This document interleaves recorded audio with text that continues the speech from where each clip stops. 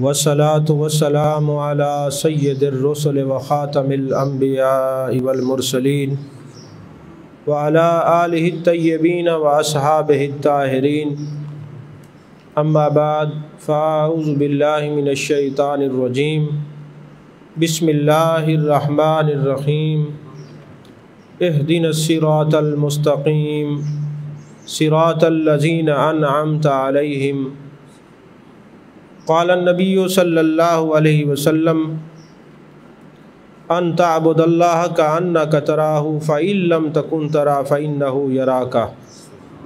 صدق اللہ العظیم وصدق رسولہ النبی الکریم الامین المکین الرؤوف الرحیم۔ وقال امام مالک من تفقہ ولم یتصوف فقد تفسق ومن تصوف ولم یتفقہ فقد تزندق ومن جمع بینہما فقد تحقق۔ قال اللہ تبارک و تعالی فی شان حبیبہ مخبرا و حاکما ان اللہ و ملائکتہ یصلون علی النبی یا ایہا الذین آمنوا صلوا علیہ وسلموا تسلیما۔ اللہم صلی علی سیدنا و مولانا محمد وعلی آل سیدنا و مولانا محمد وبارک وسلم وصلی علیہ۔ الصلاۃ والسلام علیک یا رسول اللہ وعلی آلک و صحابک یا حبیب اللہ۔ تمام تعریفیں اللہ تبارک و تعالیٰ کے لیے ہیں جو خالق کائنات بھی ہے، مالک ششجہات بھی، جو احد بھی ہے، صمد بھی ہے، جس کی شان لم یلد بھی ہے ولم یولد بھی۔ لا تعداد ہدیہ درود و سلام بارگاہ سید الانام شفیع رحمت والی امت شاہ خوباں جان جانا شہنشاہ حسینہ سید سروراں سیاہ لا مکاں تتیمہ دوراں سرخیل زہرہ جمالاں رازدان ما اوہا شاہد ما طغا صاحب علم نشرہ معصوم آمنہ احمد مجتبہ حضرت محمد مصطفیٰ صلی اللہ علیہ وآلہ وبارک وسلم کی دربار ناز میں اپنی عقیدتوں، ارادتوں، محبتوں کا خراج پیش کرنے کے بعد آج کشف المحجوب کا پہلا درس ہے۔ اگرچہ ہم نے مختلف مقامات پر سالانہ داتا صاحب کے عرس مبارک پر کشف المحجوب کے کئی دروس پہلے دے چکے ہیں، لیکن باقاعدہ طور پر کشف المحجوب کا درس نہیں ہوا، تو انشاءاللہ العزیز ذی الحج محرم سفر تک یہ ہر جمعے پہ کشف المحجوب کا درس ہوگا انشاءاللہ العزیز۔ کشف المحجوب حضور داتا علی حجویری رحمۃ اللہ علیہ کی تصنیف مبارک ہے۔ حضرت نظام الدین اولیاء رحمۃ اللہ علیہ فرماتے جس کا کوئی پیر نہ ہو وہ کشف المحجوب پڑھا کرے۔ کیا مطلب کہ جو اولیاء کی صحبت، سنگت اور معیت میں اسرار و رموز ملتے ہیں اللہ کو پانے کے، وہ سارے کے سارے اس کتاب میں موجود ہیں۔ جب تک اس کتاب کی شرح نہ کی جائے اس وقت تک بندہ اس کو سمجھ نہیں سکتا۔ اصل جو کشف المحجوب ہے وہ فارسی میں ہے اور یہ 5ویں صدی میں لکھی گئی ہے، 5ویں صدی ہجری میں، جس کی اب 1442 ہجری ہے۔ آپ اندازہ لگائیں 1100 سال پہلے یہ کتاب لکھی گئی ہے۔ اور آپ کے سامنے میں حضرت امام مالک کا ایک میں نے قول پڑھا، قرآن پاک کی آیات بینات پڑھی اور حدیث پاک، اس کا سادہ ترجمہ کر کے پھر گفتگو کی طرف آتے ہیں۔ ہم نماز میں کھڑے ہوتے ہیں اور کہتے ہیں اہدنا الصراط المستقیم، اے اللہ ہمیں صراط مستقیم پر چلا، صراط الذین انعمت علیہم، ان لوگوں کے راستے پہ چلا جن پر تیرا انعام ہوا۔ ہم ساری زندگی گزر جاتی ہے اور یہ کہتے ہیں اے اللہ ہمیں صراط مستقیم پر چلا، صراط مستقیم پر چلا، صراط مستقیم پر چلا، اور ان لوگوں کے راستے پہ چلا جن لوگوں کا تو نے جن پر انعام کیا ہے۔ میں آپ سے پوچھتا ہوں آپ لاری اڈے پہ کھڑے ہو جائیں اور کہیں اے اللہ مجھے لاہور پہنچا، اسلام آباد پہنچا، اسلام آباد پہنچا، زندگی آپ کی گزر جائے گی، نہ آپ لاہور پہنچ سکتے ہیں نہ آپ اسلام آباد پہنچ سکتے ہیں جب تک آپ سواری کا وسیلہ نہیں تلاش کریں گے۔ تو ہم پوری زندگی گزار دیں اور کہتے ہیں اے اللہ ہمیں صراط مستقیم پر چلا، صراط مستقیم پر چلا۔ اللہ نے بتا دیا وہ کون سے صراط مستقیم والے انعام یافتہ کون لوگ ہیں، وہ نبیین ہیں، وہ صدیقین ہیں، وہ شہداء ہیں، وہ صالحین ہیں، اور فرمایا وَحَسُنَ أُولَٰئِكَ رَفِیقًا، یہ تمہارے بہترین سنگتی ہیں، ان کی معیت تلاش کرو۔ ایسے ہے نا کہ اگر میں نے لاری اڈے جانا ہو اور مجھے راستہ معلوم نہ ہو تو میں رک رک کے پوچھتا رہوں گا نا، اور اگر ہمیں شاہ صاحب مل جائیں اور میں کہیں قبلہ شاہ صاحب میں نے لاری اڈے جانا ہے، مجھے راستہ معلوم نہیں، تو یہ کہیں گے آپ اپنی گاڑی کو میری گاڑی کے پیچھے لگا لیں، آپ کو کسی سے پوچھنے کی ضرورت نہیں ہے، میں آپ کو منزل مقصود تک پہنچا دوں گا۔ یہی اللہ نے فرمایا کہ تم ہر نماز میں صراط مستقیم مانگتے ہو اور مانگتے رہو گے۔ اب جو انعام یافتہ لوگ ہیں ان کے پیچھے چل پڑو، تم مجھ تک پہنچ جاؤ گے۔ جب تک ان کے پیچھے نہیں چلو گے تو تم مجھ تک نہیں پہنچ سکتے۔ پتہ چلا اللہ تک وہی پہنچ سکتا ہے جو ان کے پیچھے چلنے والا ہے، جو پیچھے پڑنے والا ہے وہ رب تک نہیں پہنچ سکتا، چلنے والے ہی پہنچ سکتے ہیں۔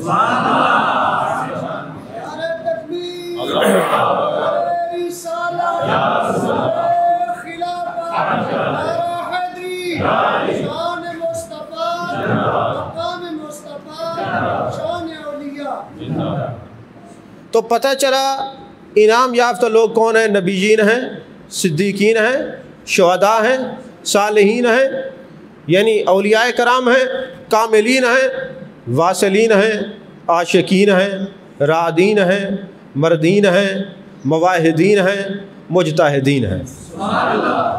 تو جو ان کے پیچھے چلے اس نے انعام یافتہ لوگوں کے پیچھے چل کے منزل مقصود کو پا لیا ہے، اور جو ان کے پیچھے پڑے وہ بھٹک گیا ہے، اور جو ان کے پیچھے چلے وہ منزل کو پا گیا، جو ان سے جلے وہ راستے میں رہ گیا۔ دنیا میں بھی مقدر اس کا جلنا ہے، آخرت میں بھی مقدر اس کا جلنا ہے۔ تو پتہ چلا ان سے جلنا نہیں ہے، ان کے پیچھے چلنا ہے۔ بخاری شریف کی حدیث پاک کا کچھ حصہ میں نے آپ کے سامنے تلاوت کیا۔ جبریل امی آتے ہیں آقا علیہ السلام کی بارگاہ میں، داڑھی مبارک ہے، امامہ شریف ہے، کپڑے پہنے ہوئے ہیں۔ مجھے بتائیں جبریل نور ہے کہ بشر ہے؟ نور ہے۔ ظاہر اس بات کو ذہن میں رکھیے گا۔ اب آتے ہیں جبریل امی میرے آقا کے گھٹنوں سے گھٹنا ملاتے ہیں اور ادب سے عرض کرتے یا رسول اللہ صلی اللہ علیہ وسلم اسلام کیا ہے؟ یہ مشکوٰۃ شریف کی پہلی حدیث ہے، یہ بخاری مسلم میں سیاستہ میں یہ حدیث ہے۔ میرے آقا نے فرمایا کلمہ، نماز، روزہ، زکوٰۃ، حج یہ ارکان اسلام ہے۔ پھر اس نے سوال کیا یا رسول اللہ صلی اللہ علیہ وسلم ایمان کیا ہے؟ میرے آقا علیہ السلام نے فرمایا یہ جو ایمان مفسر اور ایمان مجمل پڑھتے ہیں ہم، یہی بیان فرمایا آمنت باللہ و ملائکتہ و کتبہ و رسلہ الی آخرہ۔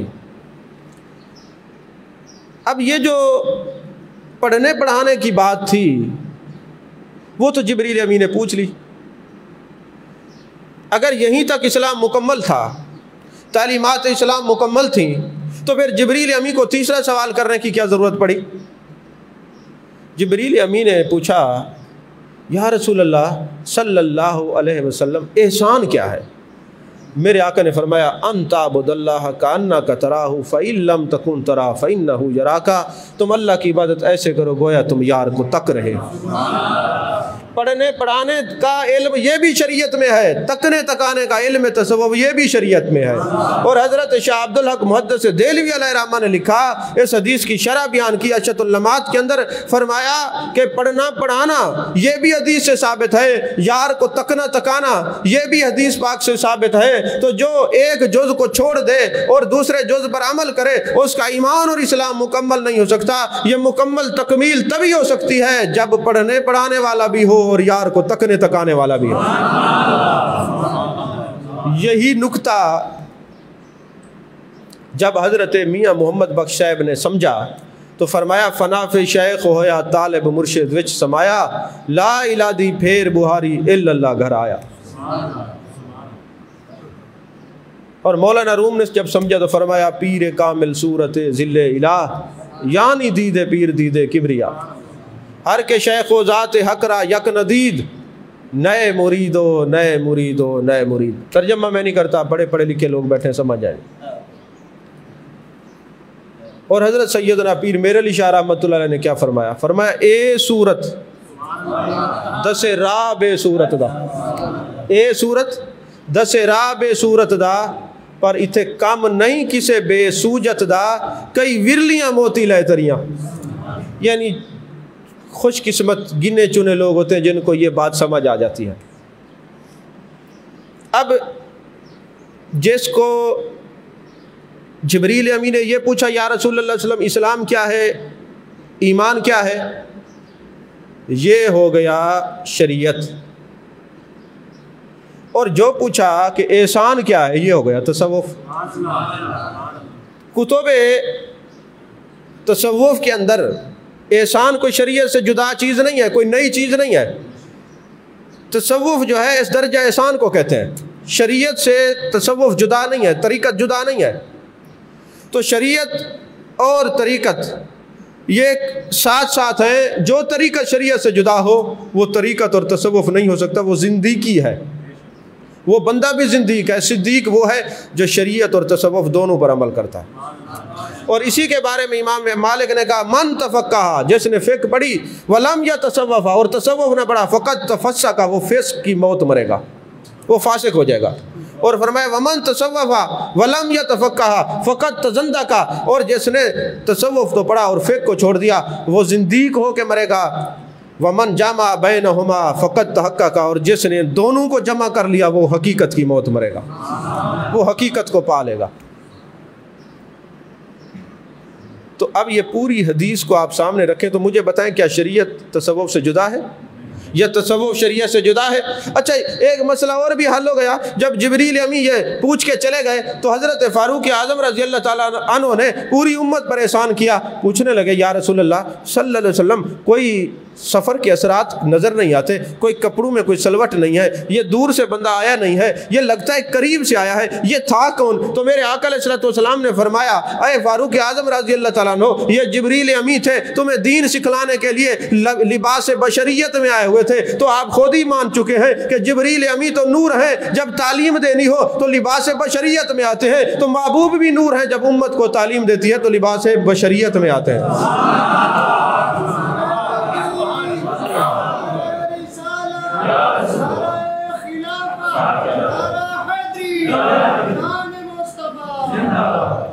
دیکھیں نا، محبوب علیہ السلام امت کو تعلیم دینے کے لیے لباس بشریت میں آئے۔ اگر محبوب دنیا میں نہ آتے تو ہمیں دنیا میں آنے کا ڈھنگ کون سکھاتا؟ اگر محبوب تجارت نہ کرتے تو ہمیں تجارت کرنی کیسے آتی؟ اگر محبوب حضرت خدیجہ پاک سے شادی نہ کرتے تو ہمیں ازواج کے حقوق کا کیسے علم ہوتا؟ اگر امہات المومنین نہ ہوتی تو ہمیں پتہ کیسے چلتا کہ والدہ کے کیا حقوق ہیں یا ازواج کے کیا حقوق ہیں؟ اگر محبوب کی اولاد نہ ہوتی تو ہمیں کیسے پتہ چلتا؟ اگر محبوب علیہ السلام ہجرت نہ کرتے تو ہمیں کیسے پتہ چلتا؟ تو مجھے یہ کہنے میں حرج نہیں ہے کہ میرے آقا علیہ السلام کو اللہ نے حضرت عبداللہ کا بیٹا بنایا تاکہ کوئی خدا نہ کہے، حضرت آمنہ کا صاحبزادہ بنایا تاکہ کوئی خدا نہ کہے، حضرت خدیجہ کا خامند بنایا تاکہ کوئی خدا نہ کہے، حضرت فاطمہ کا بابا بنایا تاکہ کوئی خدا نہ کہے، حضرت حسنین کریمین کا نانا بنایا تاکہ کوئی خدا نہ کہے، مکے میں رکھا تاکہ کوئی خدا نہ کہے، مدینے میں ہجرت کروائی تاکہ کوئی خدا نہ کہے، آپ کو مقام میں رکھا تاکہ کوئی خدا نہ کہے، لا مقام پہ بلایا تاکہ کوئی خدا سے جدا نہ کہے۔ تو یہ سارے مسائل داتا علی اجویری رحمۃ اللہ علیہ نے کشف المحجوب میں بیان فرمائے، میں نے خلاصہ بیان کیا۔ تو عزیزان محترم، کشف المحجوب میں شریعت بھی ہے اور فقہ بھی ہے، امام مالک کا قول پورا ہوتا ہے۔ حضرت داتا علی اجویری رحمۃ اللہ کی کشف المحجوب کو اگر کوئی پڑھنے والا ہو تو فقہ کے کئی مسائل بھی مستنبط ہوتے ہیں، اور سب سے بڑی بات یہ ہے کہ آپ فقہ کے اندر مقلد ہیں حضرت امام اعظم ابو حنیفہ کے۔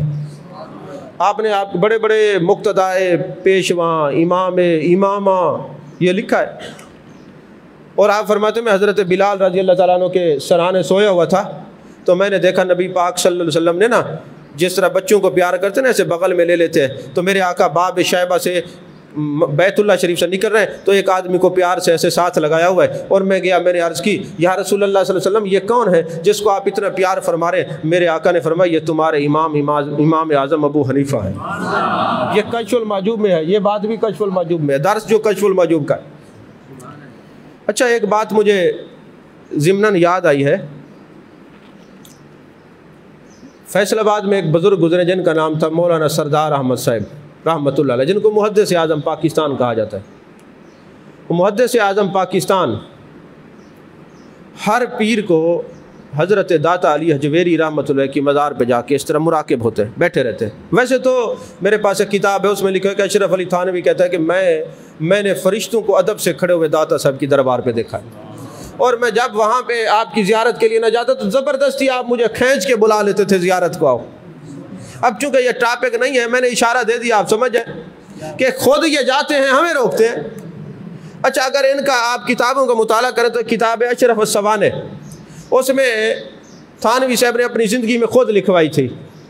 میں ہٹ نہیں کرتا کسی پہ، اگر کوئی ان کا فالوور بیٹھے تو دل کو جو ہے نا وہ رنجیدہ کرنے کی ضرورت نہیں، آپ عقیدہ سمجھیں، رنجیدہ نہ ہوں عقیدہ سمجھیں۔ تو وہ کہتے ہیں کہ میرے جو والد صاحب تھے ان کو مرض خارشت تھا، قاطع النسل تھے، تو میری نانی کو جو یہ خبر پہنچی تو وہ مجمیر شریف میں ایک دربار تھا، وہاں پہ ایک مجذوب رہتے تھے جن کا نام مرتضیٰ تھا، تو میری نانی اور میری اماں اس کے پاس گئیں اور جا کے دعا کروائی، تو انہوں نے عالم جذب میں جلال میں آ کے کہا او مائی جاؤ اللہ تمہیں دو بیٹے دے گا، ایک کا نام اکبر علی ہوگا، ایک کا نام اشرف علی ہوگا۔ اب آپ کو کوئی بندہ کہے کہ آپ درباروں پہ کیوں جاتے ہیں تو پوچھنا کہ تمہاری نانی اور اماں کیوں گئی تھی، نہیں سمجھ پوچھنا، حوالہ میں نے دے دیا اشرف السمانے۔ پھر کہیں کہ جی کیسے علم غیب ولیوں کو ہوتا ہے یا انبیاء کو ہوتا ہے؟ کہنا جیسے مجذوب کو تھا کہ تو پیدا ہوگا اور تیرا نام اشرف علی ہوگا، ایسے اللہ کے ولیوں کو ایسے ہی پتہ چل جاتا ہے۔ سمجھ آئیے بات، لکھا انہوں نے خود ہے، بڑی زبردست دلچسپ بات ہے۔ اچھا تو حضرت مولانا سردار احمد صاحب محدث اعظم پاکستان وہاں جاتے مراقبہ کرتے، تو ان کی ایک اور مصیبت ہے، اب میں اس کا اس پاک سٹیج پہ نام نہیں لیتا، ہے وہ لاہور کا۔ اس نے معاذ اللہ تقریر کی اور تقریر میں کہا کہ حضرت داتا صاحب کی مزار کے اندر کوئی جانور دفن ہے، حضرت داتا صاحب کی یہ قبر ہی نہیں ہے۔ اس نے نام بھی لیا جانور کا۔ بدتمیز اور بے ادب تو ہے نا، یہ سرے سے گستاخ تو ہیں۔ اب 3 دن وہ بک بک کرتا رہا، 3 دن پتہ چلا حضرت مولانا سردار احمد صاحب محدث اعظم پاکستان کو۔ تذکرہ محدث اعظم 2 جلدوں میں میری لائبریری میں کتاب ہے، کوئی دوست دیکھنا چاہے تو دیکھ بھی سکتے، حوالہ بھی دے دوں، بغیر حوالے کے بات نہیں کرتے ہم۔ آپ کو جب پتہ چلا تو آپ نے جگہ ڈھونڈی کہ جب اس نے تقریر کی ہے مولوی نے اس کا مقابلہ کرنا چاہیے، سامنے بیٹھ کے جواب دینا چاہیے، تو پتہ چلا کہ آپ کے مریدین کا گھر اس مولوی کے گھر کے آمنے سامنے تھا، گیٹ سے گیٹ ملتا تھا، آمنے سامنے۔ تو آپ وہاں پہ تشریف لے کے 3 دن آپ تقریر کرتے رہے اور فرماتے رہے او مولوی نام لے کے تم میرے ساتھ چلو، اور اگر داتا صاحب اپنی مزار سے نکل کر تجھے ہاتھ ملائیں تو ہمارا عقیدہ سچا، نہ ملے تو پھر تمہارا عقیدہ سچا۔ دیکھیں نا آپ، یہ چیلنج ایسے کوئی نہیں کر سکتا۔ 3 دن وہ تو ویسے ہی بھاگ جاتے ہیں چیلنج کر کے، پھر سب اشتہار لگا دیتے فلانا بھاگ گیا۔ اب وہ دبک گئے، بیل میں گھس گئے، 3 دن آپ بیٹھے رہے۔ اب جو ماشاءاللہ خلیفے تھے نا دارابا یدربو کی گردان والے، جن کے پاس صرف الفاظ تھے، برکات نہیں تھی، اب وہ بیٹھے کانپے جا رہے ہوں، حضور آپ نے اتنا بڑا چیلنج کر دیا ہے، اگر وہ بدبخت آ بھی جاتا تو کیا ہوتا؟ آپ جلال میں آگے فرمائے رب کعبہ کی قسم میں داتا علی حجویری سے پوچھ کے آیا تھا، انہوں نے کہا تھا مولانا سردار احمد لے کے آنا، اگر مزار سے نکل کر ہاتھ نہ ملاؤں تو مجھے داتا علی حجویری نہ کہنا۔ بہرحال عرس کا موقع ہوتا داتا صاحب کا، پھر یہ بات اور ہوتی، کیونکہ کشف المحجوب کا درس ہے، تو اس لیے کشف المحجوب 5ویں صدی میں لکھی گئی ہے، امام غزالی بھی 5ویں صدی کے امام ہیں، ہاں جی، حضرت غوث پاک بھی اسی صدی کے ہیں۔ تو یعنی حضرت داتا علی حجویری رحمۃ اللہ علیہ نے 5ویں صدی میں یہ کتاب لکھی، آپ کا نام علی بن عثمان ہے۔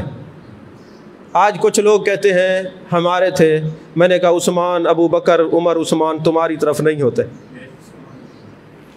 نہیں سمجھے؟ تو نام ہی عثمان ہے تو تمہارے کیسے ہوئے؟ تمہاری طرف تو اور ہوتے ہیں، ہماری طرف تو پھر سارے ہی ہوتے ہیں۔ عزیزان نام کے لحاظ سے سارے، ابو بکر ہمارے، فاروق اعظم ہمارے، حضرت عثمان ہمارے، مولا علی ہمارے، پر علی ہیں ہمارے، جو ہمارے علی ہیں ان کے چہرے کی زیارت کرنا عبادت، ان کا نام لینا عبادت، ان کا ذکر کرنا عبادت۔ ہم تو حضرت علی کا نام بغیر وضو کے لیتے نہیں، ہم تو پاک ہو کے نام لیتے ہیں۔ تم پتہ نہیں کیسے علی کا نام لیتے، جو ہمارا علی ہے ان کا نام لینے سے زبان طیب و طاہر ہو جاتی ہے۔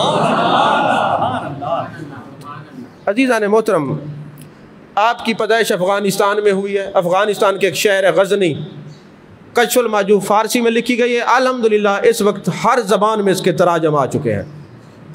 تو حضرت داتا علی حجویری رحمۃ اللہ کا مزار مبارک لاہور میں ہے، اور صدیاں بیت گئیں، لوگ جاتے ہیں آپ کے قدموں میں بیٹھتے ہیں۔ اچھا، ہمیں یہ تانا دیا جاتا ہے کہ یہ لوگ قبر پرست ہیں۔ میں نے کہا خدا کی قسم ہم قبر پرست نہیں ہیں، ہم ذات پرست ہیں۔ اچھا، اگر ہم قبر پرست ہوتے تو جب ہم نیت کرتے ہیں ہم نے گولڈا شریف جانا ہے، راستے میں تھوڑی قبریں ہیں؟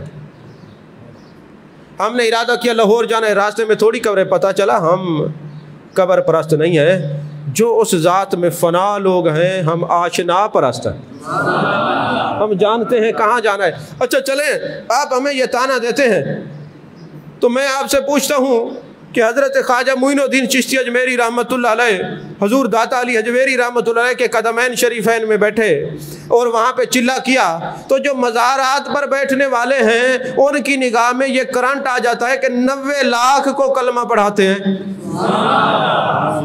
جن کے پاس مزارات کا فیض ہے ان کا تو اثر یہ ہے۔ اچھا، ایک عقیدے کی بات اور آ گئی ہے، آپ یاد کریں گے تو آپ کے کام آئے گی۔ تصوف یہ نہیں ہے کہ آپ کو میں کہوں کہ آپ مصلی بچھا کے بیٹھ جائیں، جو ہوتا رہے ہوتا رہے، ایسا نہیں۔ میں اس کو تصوف نہیں سمجھتا، بے حمیتی اور بے غیرتی سمجھتا ہوں۔ غیرت والا تصوف یہ تھا جب ضرورت پڑے دین اسلام کا چوکیدار ہو، عظمت مصطفیٰ کا چوکیدار ہو صلی اللہ علیہ وسلم، عظمت صحابہ کا چوکیدار ہو، عظمت اہل بیت کا چوکیدار ہو، عظمت اولیاء کا چوکیدار ہو۔ تو ایک جگہ پر ایک سوال ہوا، ایک بندہ مجھے کہنے لگا کہ جناب آپ جو اہل سنت ہیں، آپ کی تو تاریخ ہی کل کی ہے، احمد رضا فاضل بریلوی رحمۃ اللہ علیہ اعلیٰ حضرت کے وجہ سے آپ اہل سنت ہیں، تو آپ کی تو تاریخ بڑی قریب کی ہے، اتنا بعید کی تو نہیں ہے، دور کی نہیں ہے۔ تو میں نے اس سے پوچھا، میں نے کہا آپ اہل سنت کہتے کس کو ہیں؟ اس نے کہا مزار والوں کو۔ میں نے کہا پھر تو ابھی ہم دیکھ لیتے ہیں کہ یہ مزاریں کب سے ہیں۔ نہیں سمجھے؟ یہ مزاریں ہم تحقیق کر لیتے ہیں، یہ مزاریں کب سے ہیں۔ اچھا مجھے آپ ایمان سے بتائیں، حضرت داتا علی حجویری رحمۃ اللہ علیہ کی مزار 1100 سال پہلے کی ہے نا، تو پتہ چلا ہماری تاریخ تو پرانی ہے نا۔ حضرت بہاؤالدین زکریا رحمۃ اللہ علیہ کی مزار مقدسہ 800 سال ہو گئے، تاریخ پرانی ہے نا۔ حضرت بابا صاحب کی مزار کو 800 سال ہو گئے، تاریخ پرانی ہے نا۔ حضرت داتا علی حجویری رحمۃ اللہ کی مزار کو 1100 سالوں کے تاریخ پرانی ہے۔ اچھا بتائیں آپ مزار کہتے کس کو ہیں؟ اس نے کہا جب قبر کے اوپر ایک کمرہ بنا دیا جائے، اس کی چھت بنا دی جائے، اس کو مزار کہتے ہیں۔ میں نے کہا پھر تو میرے آقا علیہ الصلوۃ والسلام کی آپ بھی مزار شریف میں جلوہ گر ہیں۔ نہیں سمجھ آئی؟ کہتے جی وہ تو نبی تھے۔ میں نے کہا صدیق اکبر تو نبی نہیں تھے، حضرت فاروق اعظم تو معاذاللہ نبی نہیں ہے۔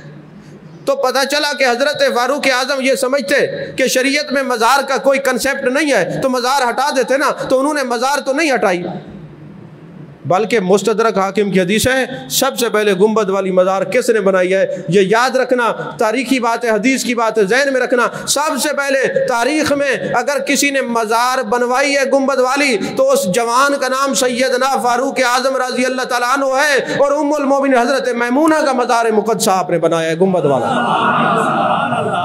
میں آپ کو مستدرک حاکم کا حوالہ دکھا سکتا ہوں، میں نے حوالہ نشان لگا کے رکھا ہوا ہے۔ تو پتہ چلا صحابی مزار بناتے ہیں، اور بر وزن الفاظ والے گراتے ہیں. نہیں سمجھ کیوں جی قاری صاحب؟ صحابی بناتے ہیں اور دوسرے گراتے ہیں. تو اگر تم یہ کہتے ہو کہ اہل سنت تو مزار والے کو کہتے ہیں تو پھر مزار والوں کی تاریخ تو گنبد خضرا سے جڑی ہوئی ہے. اہل سنت کی تاریخ تو گنبد خضرا سے جڑی ہوئی ہے. میرے آقا نے فرمایا مان علیہ و صحابی، جو میرے اور میرے صحابہ کے راستے پر ہو. محبوب تو حجرے میں جلوہ گر ہیں، تو صدیق اکبر بھی حجرے میں جلوہ گر ہیں، فاروق اعظم بھی مزار مقدسہ میں جلوہ گر ہیں، اور حضرت فاروق اعظم نے مزار بنائی ہے. اور میرے آقا نے فرمایا سچے وہ ہیں جو میرے اور میرے صحابہ کے راستے پہ ہوں. تو مزار بنانے والے صحابہ کے راستے پہ ہیں، گرانے والے نہیں سمجھ آئی بات آپ. تو بہرحال عزیزان محترم، حضرت داتا علی حجویری رحمۃ اللہ علیہ فرماتے ہیں کہ جب میرے شیخ کا وصال ہوا اس وقت میرے مرشد کی جو سر مبارک تھا میری گود میں تھا. اور میرے ایک پیر بھائی تھے جو مجھ سے اکثر لڑتے رہتے تھے، جیسے اکثر پیر بھائیوں میں نوک جھوک رہتی ہے، ہونی نہیں چاہیے. تو لڑتے رہتے تھے. تو میرے دل میں یہ بات تھی کہ میرے شیخ کریم دنیا سے جا رہے ہیں اور ایک برادر طریقت سے میرے ایک بھائی سے میرا اختلاف ہے. تو میرے شیخ نے مجھے بوقت وصال ایک وصیت فرمائی. آخری الفاظ تھے، اس کے بعد آپ وصال کر گئے.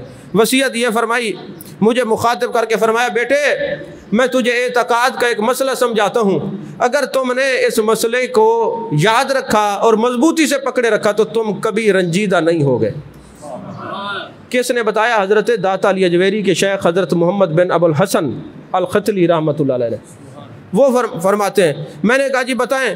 فرمایا تمام مواقع اور حالات نیک و بد کو پیدا کرنے والے خدائے ذوالجلال ہیں. اس تصوف ہے اس جملے میں. ہر نیک و بد کو پیدا کرنے والا کون ہے؟ خدائے ذوالجلال ہے. لہٰذا اگر کسی کے فعل پر تم کبیدہ نہ ہونا اور رنجیدہ نہ ہونا اور رنج کو جگہ نہ دینا تم کامیاب ہو جاؤ گے. اب آپ میں سے 90% لوگوں کو سمجھ ہی نہیں آئی کہ انہوں نے کیا فرمایا. انہوں نے کہا کہ اللہ تبارک و تعالیٰ نے سب کو تخلیق فرمایا ہے، اگر کسی کا کوئی فعل دیکھتے ہو اس پہ چھوڑ دو، تمہیں ضرورت نہیں ہے پریشان ہونے کی. جب تم نے ہر کام رب کے پناہ اور سپرداری میں دے دیا ہے تو پھر لوگوں سے ناراض ہونے کی ضرورت نہیں ہے. سمجھ میں آ رہی ہے بات؟ تو حضرت داتا علی حجویری رحمۃ اللہ علیہ نے جو اپنی کشف المحجوب کا باب بنایا ہے تو پہلے لکھا انما یخشی اللہ من عباد العلماء، بے شک علماء اللہ ہی سے ڈرتے ہیں.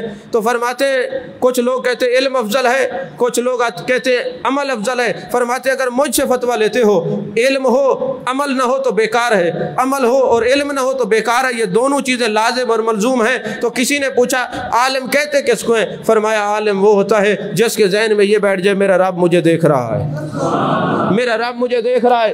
ہر وقت جس کے ذہن پر یہ کیفیت ہو میرا رب مجھے دیکھ رہا ہے. تو داتا علی حجویری رحمۃ اللہ فتویٰ دیتے ہیں ایسا شخص عالم ہے. پھر آپ مثال دیتے ہیں کشف المحجوب کے اندر. فرماتے ہیں ایک رئیس تھا، اس نے باغ بنایا ہوا تھا. ایک دن وہ اپنے باغ میں گیا تو وہاں پہ مالی کی جو بیوی تھی وہ بیٹھی ہوئی تھی. تو اس رئیس نے کہا کہ سارے دروازے بند کر دو. ارادہ برائی کا تھا. تو اس عورت نے کہا میں نے سارے دروازے بند کر دیے ہیں، ایک دروازہ میں بند نہیں کر سکتی، وہ خدائے ذوالجلال کا دروازہ ہے کہ میرا رب مجھے دیکھ رہا ہے. ان کا یہ فرمانا تھا، اس پر کیفیت طاری ہو گئی، وہ بے ہوش ہو گیا. تو داتا علی حجویری فرماتے ہیں تمہیں بڑے جبہ کبہ والے، دستار والے، تمہیں جناب والا بڑے بڑے قرآن پڑھنے والے مل جائیں گے، مگر عالم اسی کو سمجھنا کہ جو اس کیفیت میں مبتلا ہو جائے کہ میرا رب مجھے دیکھ رہا ہے، اصل عالم وہ ہوتا ہے.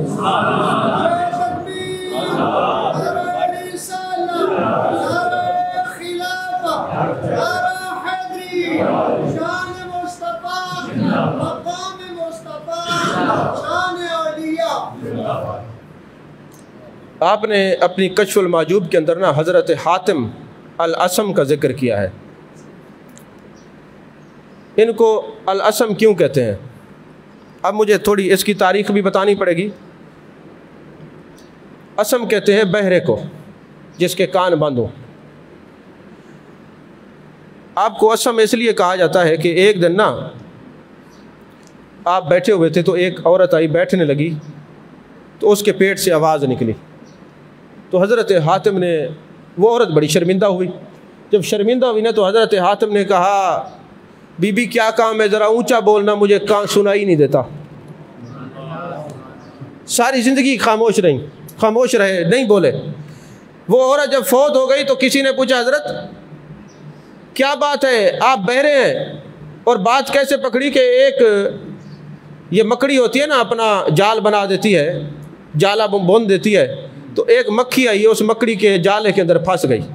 تو حضرت حاتم الاسم دیکھ رہے تھے بڑے غور سے، تو اپنے ایک مرید کو کہنے لگے یار دیکھو یہ مکھی جو ہے اس جالے کے اندر کیسے پھنس گئی ہے، جب بندہ دنیا میں ایسے پھنس جاتا ہے نا تو ایسے پھڑ پھڑاتا رہتا ہے، پھر اس کی آواز کوئی نہیں سنتا۔ تو مرید نے کہا حضرت آپ تو بہرے ہیں، آپ کو کیسے سمجھ آ گئی یہ مکھی پھڑ پھڑا رہی ہے، بن بناٹ کی آواز آ رہی ہے، اس راز سے پردہ تو اٹھائیں۔ تو حضرت حاتم الاسم نے کہا کہ جب میرے آقا علیہ الصلوۃ والسلام معراج پہ تشریف لے گئے تھے تو اللہ تبارک و تعالیٰ نے خلافت کا خرقہ عطا فرمایا اور فرمایا اے میرے محبوب یہ اس کو خرقہ خلافت عطا فرمانا ہے۔ ہر ایک سے سوال پوچھنا کہ اگر یہ میں تمہیں تاج پہنا دوں تو تم کیا کرو گے، یہ خرقہ خلافت پہنا دوں تو کیا کرو گے؟ جو یہ جواب دے کہ میں لوگوں کے عیبوں پر پردے ڈالوں گا وہ اہل ہے اس خرقے کے۔ سمجھ میں آ رہی ہے بات؟ اب تو بڑے بڑے صوفی اور بڑے بڑے پتہ نہیں رنگ برنگے لباس پہن کے لوگوں کی عیب جو ہے وہ پردے اٹھاتے رہتے ہیں، لیکن تصوف اور فقیری اور خلافت کے قابل وہ شخص ہے جو لوگوں کے عیبوں پر پردہ ڈالے۔ یہ پہلی شرط ہے، یہ تصوف کی پہلی شرط ہے، اور داتا علی حجویری رحمۃ اللہ نے یہ بیان فرمائی ہے۔ اور جناب والا اس نے سوال کیا حضرت یہ کیا معاملہ ہے؟ فرمایا میں نے یہ سنا ہے کہ ولی وہ ہوتا ہے جو لوگوں کے عیبوں پہ پردے ڈالے، اس خلافت کے لباس کے قابل اور لائق وہ ہوتا ہے جو لوگوں کے پردے ڈالے، لوگوں کے عیبوں پر، لوگوں کے عیوب و نقائص پر پردہ ڈالے۔ اس لیے جب عورت کی آواز نکلی تھی نا تو میں نے کہا یہ شرمندہ نہ ہو، میں نے کہا میں بہرا ہوں، اور وہ عورت 30 سال زندہ رہی اور میں بہرے پن کا مظاہرہ کرتا رہا، اس لیے کہ اس کو کبھی زندگی میں شرمندگی نہ ہو، اس لیے آپ کا نام حاتم الاسم پڑ گیا۔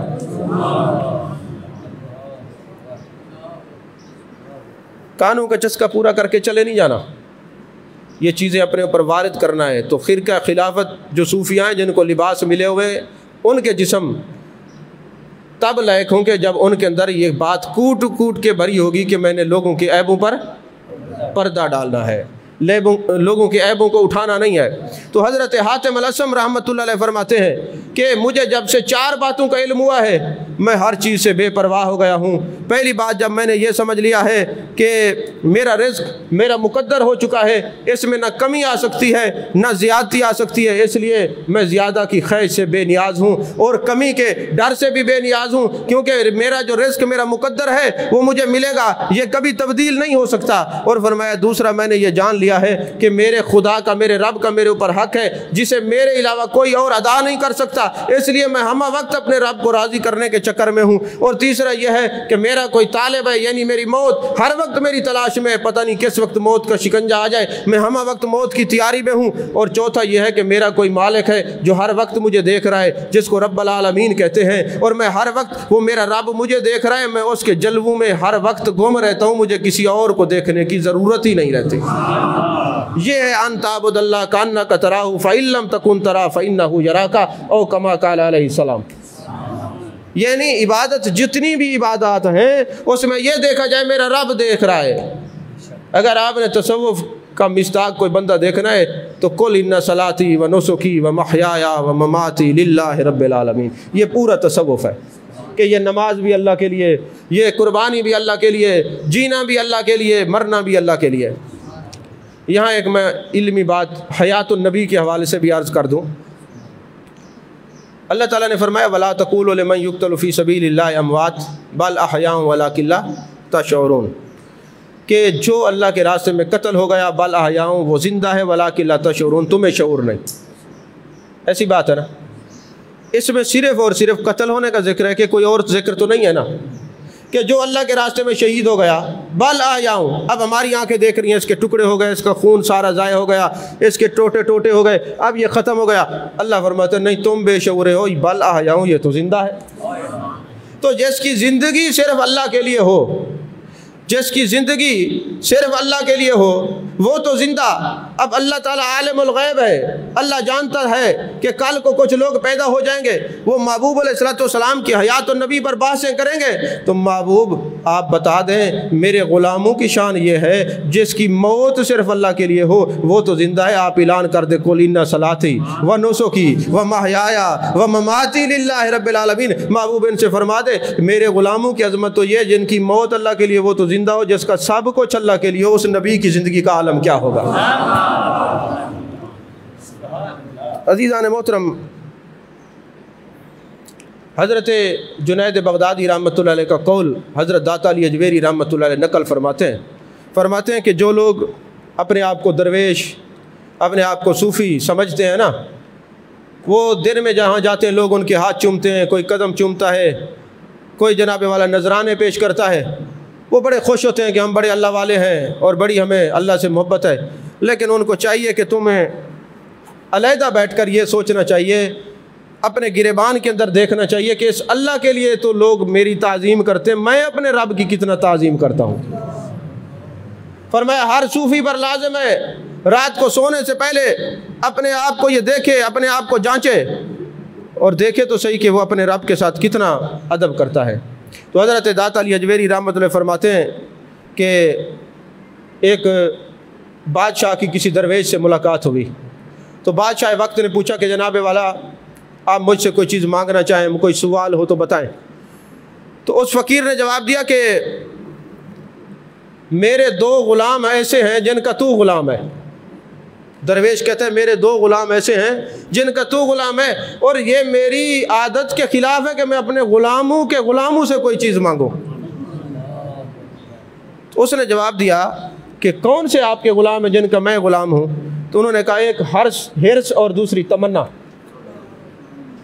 ایک حرص اور دوسری تمنا, کیونکہ میرے آقا علیہ السلام نے فرمایا الفقر عز لأہلہ, یہ جو فقر ہے اس کے اہل کے لیے موجب عزت ہے, اور جو نااہل ہو اس کے لیے فقر عزت نہیں الٹا ذلت کے باعث ہے. تو لہٰذا ہم نے جو ہے اس کو حرص کو اور لمبی امیدوں کو چھوڑ رکھا ہے, اور تمہیں حرص بھی ہے اور لمبی امیدیں بھی ہیں, تو ہم نے اس کو اپنا غلام بنا رکھا ہے اور تم نے اس کو اپنا امام بنا رکھا ہے. تو جو ہمارے غلاموں کا غلام ہو ہم اس سے کچھ مانگتے نہیں, اس الٹا اس کو کچھ دیتے ہیں. تجھے کچھ ضرورت ہے تو بات کر. سمجھ شریف میں آ رہی ہے بات کہ نہیں آ رہی؟ تو انسان کو یہ چیزیں ہمیشہ نقصان پہنچاتے ہیں, حرص بھی لمبی امیدیں بھی. تو یہی وہ بتانا چاہ رہے تھے. علامہ اقبال نے یہی فرمایا عمل سے زندگی بنتی ہے, جنت بھی جہنم بھی, یہ خاکی اپنی فطرت میں نہ نوری ہے نہ ناری. تو یہ جو اہل تصوف ہیں ان کا جہان اور ان کے معاملات جو ہیں عجیب ہیں. حضرت جنید بغدادی رحمۃ اللہ علیہ کے سامنے محفل لگی ہوئی تھی. حضرت جنید بغدادی بھی تشریف فرما تھے اور حضرت ابن عطا سکندری بھی جلوہ گر تھے. یہ دونوں تصوف کے بہت بڑے اولیاء میں آپ کا شمار ہوتا ہے. اب ان دونوں میں سے ان کی دونوں کی بحث چل پڑی. ایک نے کہا کہ جناب غنا افضل ہے, یعنی بندہ غنی ہو مالدار ہو. دوسرے نے کہا فقر افضل ہے. اب دونوں کا بحث ہو رہا ہے. اب ہم ان کے جو مسئلے تھے نا وہ عبارات اور گستاخانہ عبارتوں پر مناظرے نہیں ہوتے تھے. یہ ہونے بھی چاہیے تاکہ آپ لوگوں کا ایمان بچ جائے. سچا ولی وہ ہوتا ہے جو دین کا چوکیدار بھی ہو, بے حمیتی اور بے غیرتی اس کے وجود میں نہ ہو کہ وہ صرف تسبیح مصلی لے کے بیٹھا رہے اور لوگ معاذ اللہ اولیاء کی شان میں گستاخیاں کرتے رہے, وہ جواب ہی نہ دے سکے.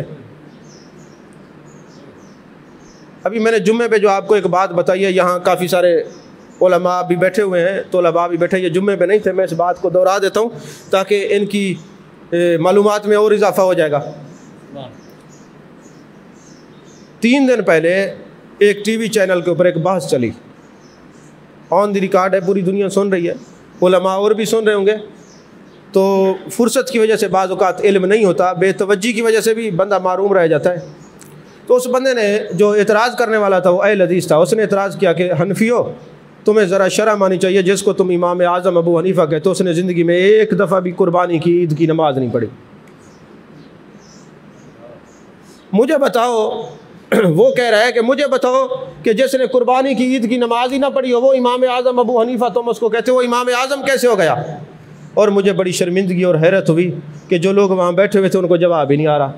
بھائی تم پڑھ کے جاؤ، تیاری کر کے جاؤ۔ عموماً تو چینلز والے جو سوالات پہلے دیتے ہیں کہ یہ تیاری کر کے آنا، تو چونکہ آن لائن وہاں پہ کوئی کال کا سسٹم ہوتا تو میں فوراً فون کرتا، لیکن ہم نے پھر تھوڑی دیر بعد چینل والوں سے رابطہ کیا، ہم نے کہا اس نے چونکہ چیلنج ٹی وی پہ کیا لہٰذا ہمیں بلاؤ، اس کا جواب بھی ہم ٹی وی پہ دیں گے،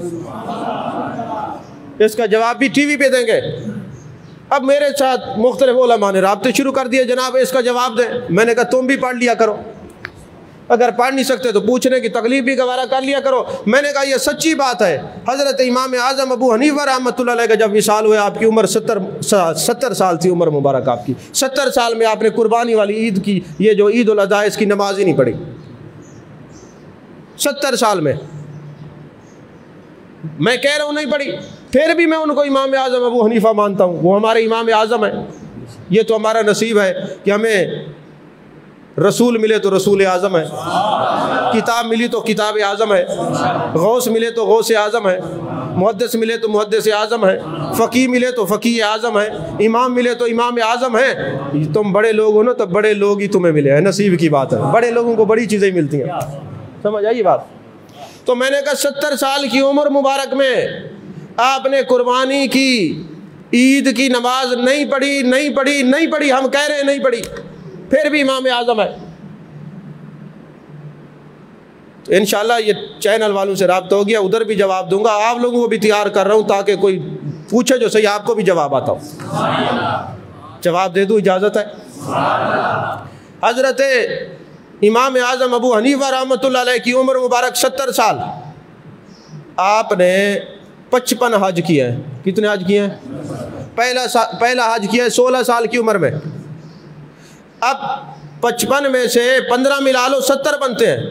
بلوغت سے پہلے آپ نے حج شروع کیے، تا دم آخر آپ کا حج قضا ہی نہیں ہوا۔ جب کوئی حاجی حج پہ جاتا ہے، 9 کو وہ عرفات میں ہوتا ہے، رات کو مزدلفہ آ جاتا ہے، صبح وہ جمرات کو کنکریاں مارتا ہے اور وہ جناب قربانی کرتا ہے، پھر وہ حلق کرواتا ہے، احرام کی پابندیوں سے آزاد ہوتا ہے۔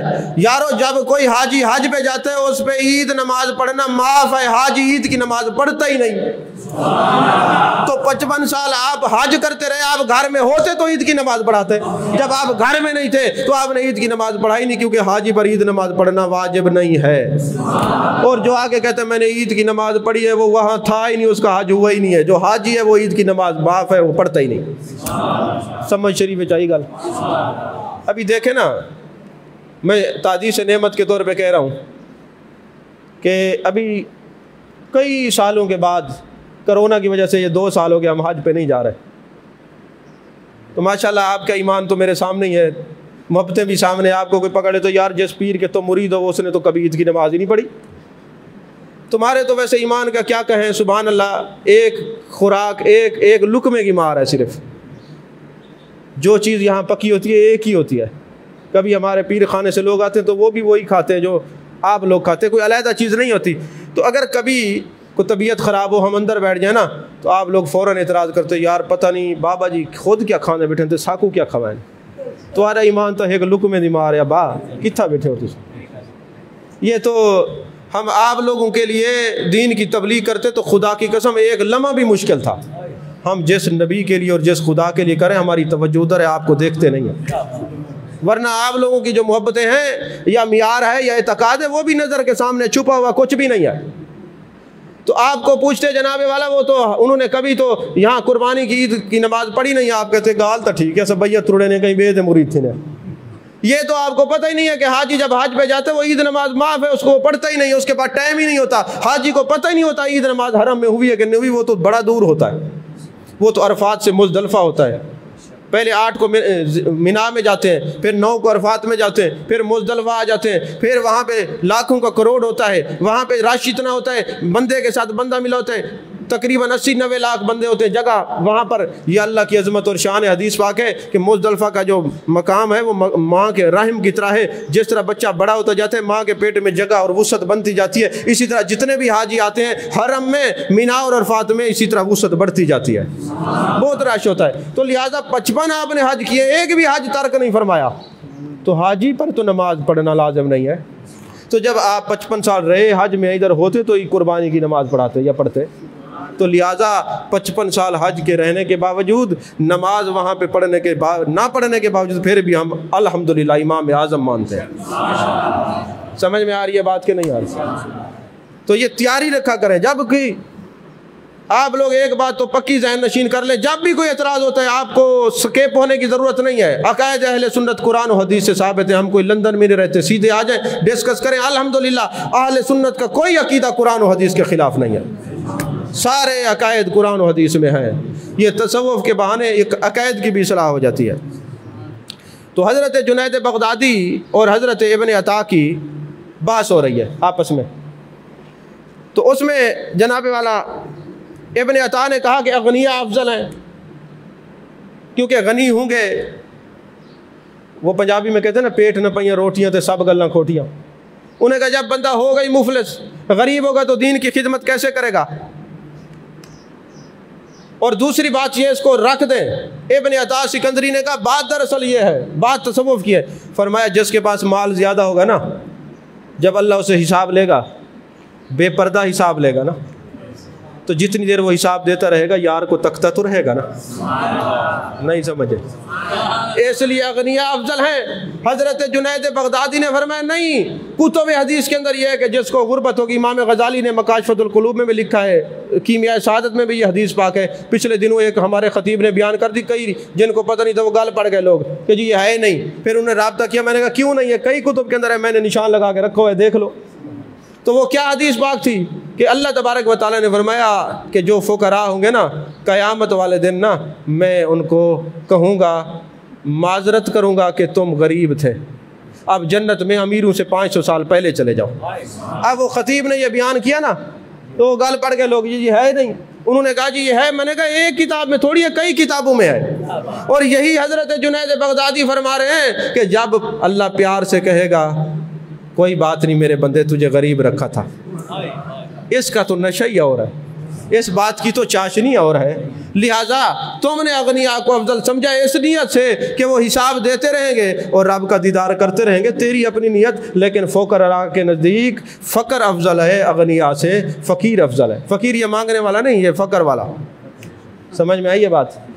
تو عزیزان محترم، حضرت داتا علی حجویری رحمۃ اللہ علیہ فرماتے ہیں کہ ایک دن میں اپنے استاد امام کشیری عبد الکریم کشیری کے سامنے بیٹھا ہوا تھا، تو لوگ فقر اور غنا پر بحث کر رہے تھے، کافی دیر بحث کرتے رہے، کسی نے کہا فقر افضل ہے، کسی نے کہا غنا افضل ہے، کسی نے کہا جناب اغنیاء افضل ہے، مختلف بحثیں ہوتی رہیں۔ تو جب انہوں نے میرے استاد عبد الکریم کشیری رحمۃ اللہ سے سوال پوچھا، حضرت آپ کیا کہتے ہیں؟ انہوں نے کہا نہ میں فقر کو افضل سمجھتا ہوں، نہ میں غنا کو افضل سمجھتا ہوں، میں تو رب کی رضا کو افضل سمجھتا ہوں، جس حال میں میرا رب رکھے وہی حال اچھا ہے جی، نہ ہجر اچھا نہ وصال اچھا، جس حال میں یار رکھے وہی حال اچھا۔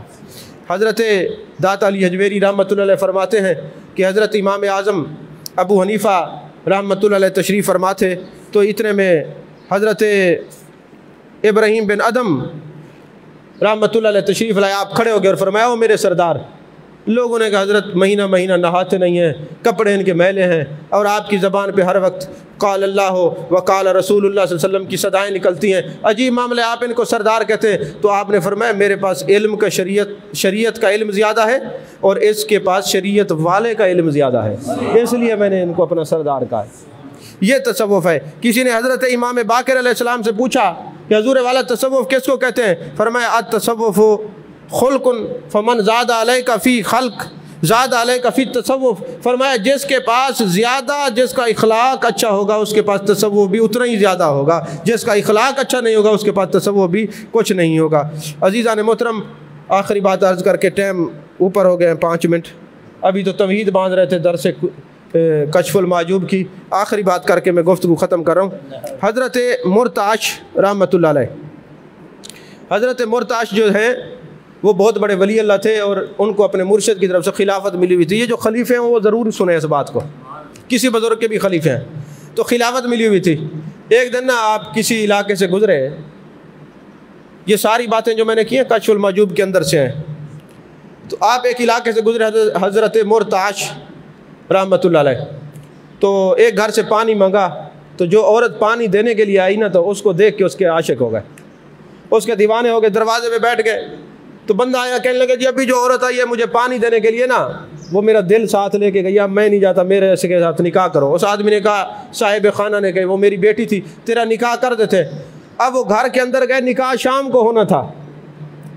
تو وہ آدمی مالدار تھا، اس نے کہا یہ جو تو نے درویشوں والے کپڑے پہنے ہوئے اس کو اتار دے، جا حمام پہ جا، غسل کر کے تیاری کر کے دلہا بنایا، شام کو نکاح ہونا تھا۔ اب آپ نماز پڑھنے لگے نا تو کہنے لگے اونچی اونچی آواز میں، کہتے ہاتھو رکاتی، ہاتھو رکاتی، ہاتھو رکاتی، وہ میری گدڑی لے آؤ، میرا وہ فقیرانہ لباس لے آؤ۔ لوگوں نے کہا تجھے کیا ہوا؟ کہتے میں جب نماز پڑھ رہا تھا تو ہاتف غیبی سے آواز آئی تھی، او میرے ولیوں کا لباس پہننے والے، ابھی تو نے غیر کو دیکھا ہے، میں نے تیرا ظاہر کا لباس اتارا ہے، اگر نکاح کرے گا تو تیرا باطن کا لباس بھی اتار لے گا۔ نکاح کا سنت ہے، اس میں کوئی حرج نہیں ہے، لیکن اسباب کیا تھے؟ آج ہمارے خطیب 4 5 شادیاں کر لیتے ہیں، بعد میں پوچھو کہتے جی اساں صحیح دین کو تھمبا، میں کہ وڈے تسا دین دے تھمبے ہو، بندے دے پترو جڑے لوگاں تسا میسج کریں دے تے بد اخلاقی دا مظاہرہ کریں دا جواب تورا پیورے سی۔ تصوف کی دنیا میں آؤ تو تمہیں پتہ لگے کوئی شرم اور حیا کرنا چاہیے۔ غیروں کو ملتے ہیں، میسج کرتے ہیں، فون پہ باتیں کرتے، پھر کہتے ہیں ہم نے نکاح، کیوں نکاح تو تم نے بعد میں کیا، جو پہلے کرتے رہے اس کا جواب کون دے گا؟ تو بہرحال الفاظ ہونے چاہیے۔ علامہ فضل حق خیر آبادی رحمۃ اللہ علیہ فرماتے ہیں، لوگوں جب میں کسی کو دورہ حدیث کی سند دیتا ہوں ایسے نہیں دیتا، دورہ حدیث پڑھا کے کہتا ہوں ابھی تم جتنا سال دورہ پڑھتے رہو، 1 سال، اتنا عرصہ کسی اللہ والے کی جوتیاں اٹھاؤ، الفاظ تمہارے پاس آ جائیں گے، برکات تبھی نصیب ہوں گی جب کسی اللہ والے کی جوتیاں اٹھاؤ گے۔ تو آپ جو لوگ اللہ والوں کی نظروں میں آتے خدمتیں کرتے ہیں وہی بابا فرید الدین بنتے ہیں، جو اللہ والوں کی مزار پہ بیٹھے رہتے ہیں مراقبے کرتے ہیں وہی حضرت خواجہ معین الدین چشتی اجمیری بنتے ہیں۔ ارے جو سیال شریف کی خانقاہ پہ جاتے ہیں عقیدت اور محبت سے وہی سیدنا پیر میر علی شاہ رحمۃ اللہ علیہ بنتے ہیں۔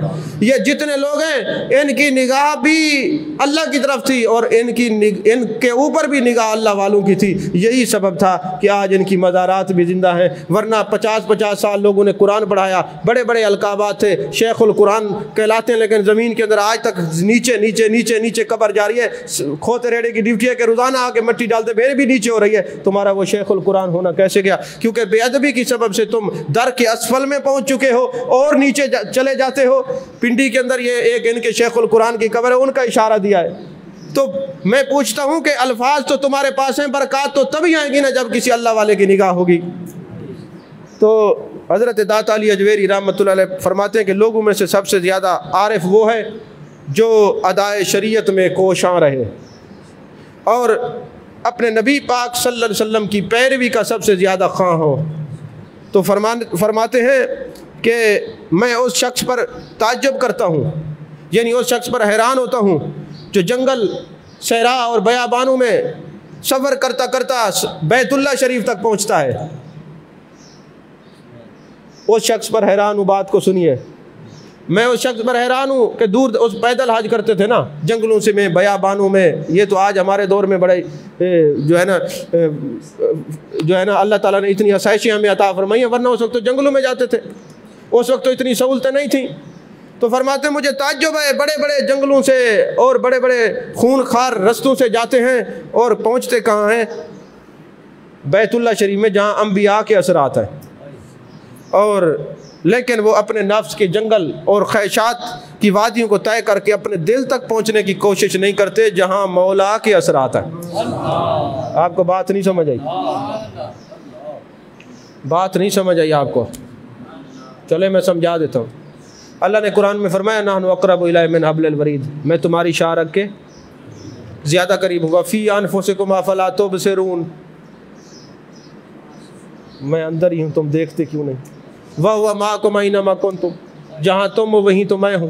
کہا جہاں اس جسم میں مولا کے اثرات ہیں یہاں توجہ نہیں کرتے، جہاں انبیاء کے اثرات ہیں وہاں تو تم پہنچتے، یہاں کیوں نہیں جاتے؟ بڑے بد نصیب ٹھہرے جو قرار تک نہ پہنچے، در یار تک تو پہنچے دل یار تک نہ پہنچے۔ شاید اسی کے بارے میں بابا بلے شاہ نے کہا نا، رب رب کر دے بڈھڑے ہو گئے ملا پنڈت سارے، رب دا کھوج کھرانا لبا کر کر سجدے ہارے، رب تا تیرے اندر وستا ہن وچ قرآن اشارے، بلے شاہ رب اونوں ملدا جڑا یار تو تن من وارے۔ ہن نہ یار ہوئے تو نہ تن منوارے تو نہ رب لبے، سمجھ شریف چاہیے گا۔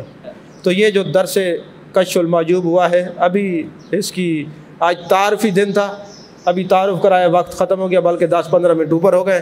اللہ تبارک و تعالی ہمیں جو ہم نے درس کشف المحجوب سنا ہے، تصوف کا درس سنا ہے، اللہ اس پر عمل کرنے کی توفیق عطا فرمائے۔ وآخر دعوانا الحمدللہ رب